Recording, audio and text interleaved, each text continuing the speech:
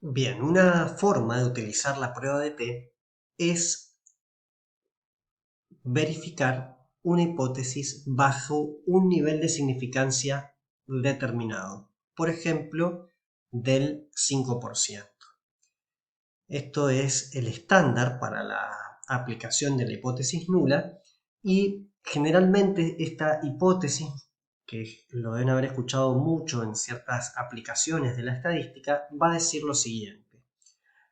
Esa hipótesis nula va a ser, para este caso, porque también se aplica a otros test estadísticos, para la prueba de T va a ser que la diferencia entre las muestras es una consecuencia de las variaciones aleatorias del muestreo.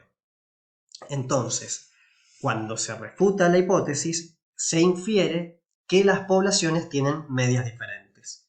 En nuestro ejemplo, T tenía un valor de menos 2,69 con un valor de P de menor a 0,01 y mayor a 0,05.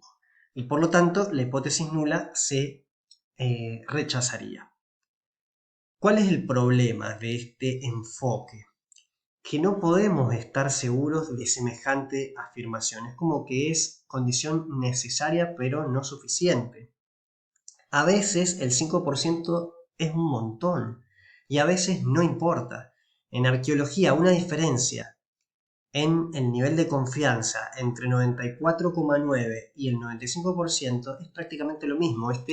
Recuerden que este nivel de confianza es el complementario a este estimativo de la significancia. Si la habíamos puesto como un límite, un nivel de significancia del 5%, quiere decir que estamos apuntando a determinar un nivel de confianza, por ejemplo, el 95%. Pero imagínense que para nuestra comparación, por determinados cálculos, resulta que, dado el tamaño de nuestra muestra, dado este sistema, digamos, en este caso que nos hemos puesto un nivel de significancia del 5%, no nos da que tenemos un 95% de confianza, pero sí nos da este nivel de confianza, o un 94%, o un 93% de confianza. Eso en arqueología es un montón. Por eso es que a veces este 5% es mucho y a veces no importa. La verdad que si en arqueología llegamos a estar a un 90% de nivel de confianza de que nuestros estimativos son los que decimos que son, bueno, eso es fantástico. Ahora, sí hay que entender, acá nos abrimos, nos salimos un poco de esta aplicación tan, este, de alguna manera como digerida, masticada, trabajada para la arqueología y tengamos en cuenta que esta noción de la hipótesis nula y este tipo de nivel de significancia se utiliza generalmente en otras ciencias, sobre todo también para aplicaciones industriales, donde sí o sí hay que responder a la pregunta con un sí o un no. Y esto determina, por ejemplo, si pensemos en Mendoza, ingenieros en alimentación, todo el sector productivo en verano que envasa tomate, que envasa eh, vinos y que tiene que cuidar en todo ese procesamiento de conservas el nivel de pH, por ejemplo. Bueno, genera los estimativos de la media de determinadas pruebas que se toman en la línea de producción del pH de cada lata que se está produciendo o de una cierta muestra de latas que se van produciendo y responden, digamos, esta pregunta, esta hipótesis de que la diferencia entre esas muestras es consecuencia de las variaciones aleatorias del muestreo, pone este nivel de significancia y para un ingeniero de alimentación donde si de repente detecta un pH peligroso y que debe sí o sí parar toda la línea de producción hasta que se mejore y se revierta esta situación que estaría generando un producto alimenticio peligroso, bueno, ahí es cuando este tipo de aplicación tajante de sí o no es que le permite a ese profesional tomar una decisión que hasta implica, digamos, consecuencias en la salud de la población. Por eso es que en general tenemos este tipo de aproximaciones. Ni que hablar también, acá volvemos a hacer énfasis a las diferencias que hay entre la arqueología, una disciplina difícil, con el resto de otras disciplinas, que, como ya lo hemos visto y hemos mencionado bastante, nuestras muestras, una vez que se recolectan, no se puede volver atrás.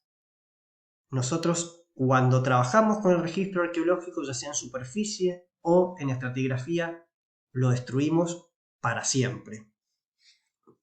Aún teniendo en cuenta, como ya hemos hablado, los procesos tafonómicos, los procesos de formación de sitios, que también destruyen parte de toda esa conservación de materiales, nosotros no podemos volver al campo, al mismo lugar donde ya hemos recolectado materiales. Y por eso también es que hay una diferencia ahí con el resto de las disciplinas, porque un biólogo que trabaja con células, que trabaja con diferentes poblaciones de ratoncillos en un laboratorio, bueno, todos esos experimentos, si salen mal, si se rechaza la hipótesis nula o si se acepta, en este caso si se acepta quisiera decir que la diferencia entre las muestras es una consecuencia de las variaciones aleatorias del muestreo y quieren estar seguros, tienen que repetir el experimento, bueno, lo pueden hacer. Por ahí es más costoso, en eso tenemos una ventaja de la arqueología que comparada con un montón de disciplinas es una ciencia entre comillas barata, ya que no necesita como reactivos súper caros, etc. Pero bueno, tenemos todo esto que hemos venido hablando. Y acá es donde entonces entra la perspectiva, de alguna manera, de Brennan, donde hace esta diferencia, y les recomiendo que vean esta tabla, la tabla 12.3 del capítulo 12 del libro guía, para que vean cuáles son los distintos enfoques con el tema de la prueba de T y cómo interpretar los valores de P o de posibles niveles de significancia. Entonces, la aproximación común de la estadística en otras disciplinas y para algunos arqueólogos para el uso de la prueba de T es que la prueba de significancia es como un esfuerzo para rechazar la hipótesis nula. Acá no está recomendado por esto que hablaba recién. Si de repente, en vez del nivel de confianza del 95, podemos hablar de ciertos resultados a un nivel de confianza del 93, del 90, del 87, bueno, fantástico. Más todavía, y vamos a reforzar acá hasta la idea, si hablamos de cazadores-recolectores, que son sociedades de densidad poblacional baja, donde en general la evidencia empírica, la evidencia material, es mucho menor que la que se encuentra en sociedades complejas.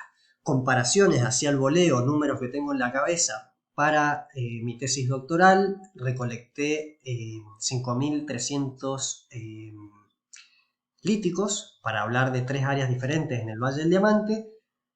Ya vamos a hablar de eso en algún momento. Y para que se den una idea, comparando con la cantidad de cerámica que encontró Hugo Ikehara en Perú, donde trabajaba, digamos, con más de 6 o 7 periodos que van desde el periodo intermedio temprano, el horizonte medio, periodo intermedio tardío y la etapa incaica en el Perú, recolectó más de 70.000 fragmentos. Entonces comparemos la magnitud de la cantidad de materiales que uno recolectaría en función también de las sociedades en las que está trabajando.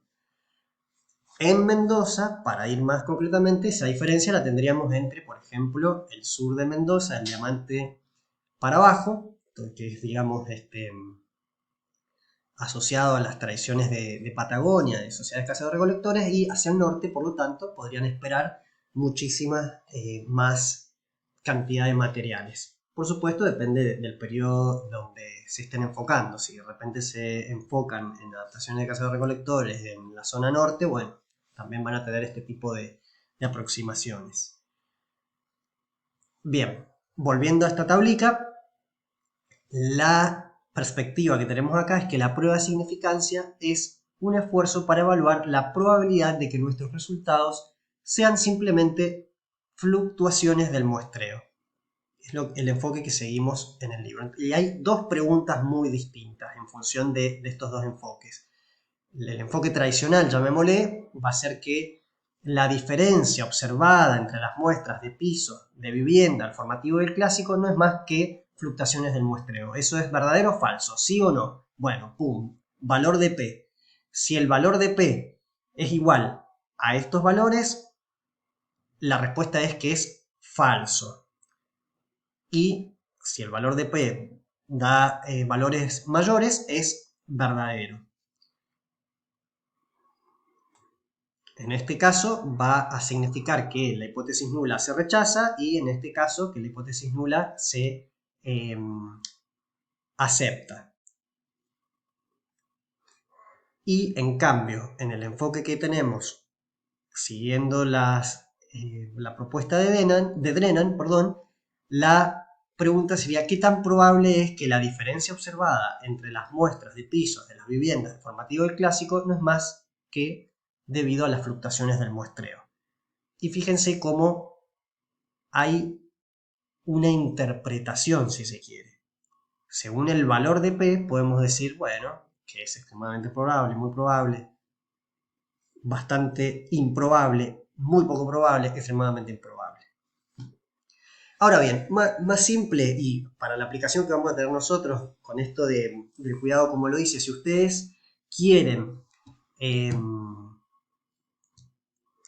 reportar el valor de T, lo van a hacer como lo vimos anteriormente en alguna de las filminas, pero recuerden siempre que como el nivel de significancia está asociado al nivel de confianza, si ustedes reportan la diferencia de medias con un rango de error determinado asociado a un nivel de confianza determinado, como lo hacíamos en la clase anterior, nada más que ahora va a ser para 2 medias, esa ya es información suficiente. No va a hacer falta incorporar esto del valor de T y el valor de significancia y demás. Sería redundante.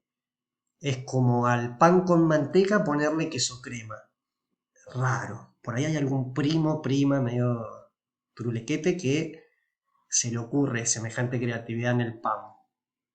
Pero si le pones pan con manteca, ponele, qué sé yo, dulce de leche, etcétera, etcétera. Bueno, esto puede generar debates muy acalorados. Hay gente, que ya lo hablamos del capítulo 1 en el libro, que es así como los dos extremos, ¿no? La gente que se la fuma en la estadística y la gente que es extremadamente purista, que va con el halconcito en gel hasta por centímetro cuadrado, todo puro, puro, puro. Bueno, no es lo que intentamos hacer acá. Dejamos de lado esa arqueología boba. La pregunta arqueológica. La teoría de rango medio, que nos hace generar supuestos para conectar nuestra teoría, nuestra pregunta con la evidencia. Y a partir de ahí, como ya hemos venido diciendo, el concepto de confianza con el rango de error asociado a un tamaño de muestra es toda la información que necesitamos. Y eso implica también detrás estas discusiones que hemos estado viendo del concepto de fuerza y el concepto de significancia, que en resumidas cuentas todo tiene que ver con interpretación, con aplicar el sentido común, más allá de toda la técnica, todo el conocimiento de la forma de hacer cálculos, de la forma de trabajar con estos niveles de nivel de centro, etcétera, y de compararlos. Una vez que hemos llegado a conocer todo esto, lo importante es que sirva para nuestra interpretación y que podamos generar respuestas con criterio.